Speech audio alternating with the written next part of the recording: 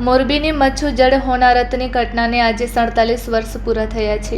આ દુર્ઘટનાને 47 વર્ષ વીતી ગયા હોવા છતાં પણ હોનારતની તારીખ આવતા જૂની યાદો લોકોને તાજી થઈ જવાથી અનેક આંખોમાં ફરી વળે છે। હોનારત દિવસ આવશે અને જળ પ્રલયમાં સ્વજનોને ગુમાવનારા અનેક લોકોની આંખોમાં આંસુ છલકાઈ જાય છે। 11મી ઓગસ્ટના દિવસને મોરબીના રહેવાસીઓ ક્યારેય પણ ભૂલી શકે તેમ નથી, કેમ કે આ દિવસે આજથી 47 વર્ષ પહેલાં મોરબી નજીકનો મચ્છુ 2 ડેમ તૂટ્યો હતો। તે સમયે શ્રાવણ મહિનાના પવિત્ર દિવસો અને સાતમ આઠમના તહેવારો હતા। લોકો તહેવારોનો આનંદ માણી રહ્યા હતા।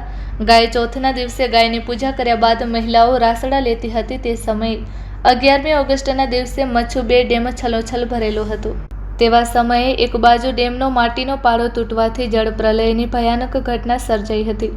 3 માળ સુધી પૂરના પાણીના લોઢ ઉછળતા હતા, જેની યાદ માત્રથી આજ પણ કંપારી છૂટી જાય છે।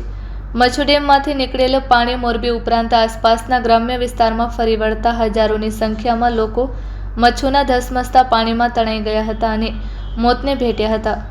મોરબી હોનારતમાં માત્ર માણસો જ નહીં, ગાય, ભેંસ સહિતના દૂધાળા પશુઓ ઉપરાંત અન્ય હજારો અબોલ જીવના પણ પાણીમાં તણાઈ જવાથી મોત નીપજતા શેરી ગલીઓ તો ઠીક, વીજપોલ ઉપર, મકાનની છત ઉપર, વૃક્ષની ડાળીઓ ઉપર જ્યાં નજર કરો ત્યાં લટકતી લાશો જ જોવા મળતી હતી। આ મચ્છુ ડેમ તૂટતા લોકોને પોતાના જીવ બચાવવા મુશ્કેલ બની ગયા હતા અને ઘણા લોકોએ તો મચ્છુના પાણીમાં નજર પોતાના સ્વજનોને ડૂબતા જોયા હતા, જેથી મચ્છુ ડેમ હોનારતનો દિવસ નજીક આવે એટલે આજે પણ મોરબીવાસીઓના કાળજા કંપી ઉઠે છે। મોરબીમાં મકાનો અને ઇમારતો પત્તાના મહેલથી જેમ તૂટવા લાગ્યા હતા, જેથી હોનારતમાં બચી ગયેલા લોકો આજે પણ કહે છે કે તેઓને ભગવાને જ બચાવ્યા છે, નહીં તો મોત તો તેઓએ પોતાની નજર સામે જ જોયું હતું।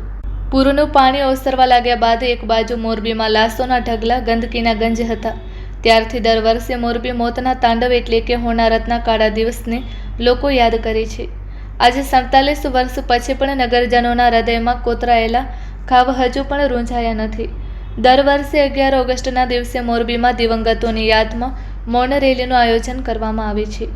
તે રીતે આ વર્ષે પણ મૌન રેલીનું આયોજન કરવામાં આવ્યું છે, જેમાં રાજકીય, સામાજિક આગેવાનો સહિતના લોકો તેમજ અધિકારીઓ પણ સફેદ વસ્ત્રો ધારણ કરીને જોડાયા હતા। 21 સાયરન વગાડીને 3:15 કલાકે મૌન રેલીનું મહાનગરપાલિકા ખાતેથી પ્રસ્થાન કર્યું હતું અને 3:30 કલાકે સ્મૃતિ થંભ ખાતે પહોંચીને જળ હોનારતમાં મૃત્યુ પામેલા મૃતાત્માઓને તમામ મહાનુભાવોએ શ્રદ્ધાંજલિ આપી હતી। આ મોરબીના જળ હોનારતના અનેક ગીતો અને રાસડા લખાયા છે। મચ્છુ ગોજારણ થઈ તું કંઈકને ભરખી ગઈ, મચ્છુ તારા પાણીએ મારી મોરબી મસાણ થઈ। આ ગીત સાંભળીને ઘણા લોકોની આંખમાં આંસુ આવી જાય છે। Report by Shrikant Patel, Kutch care news, Morbi.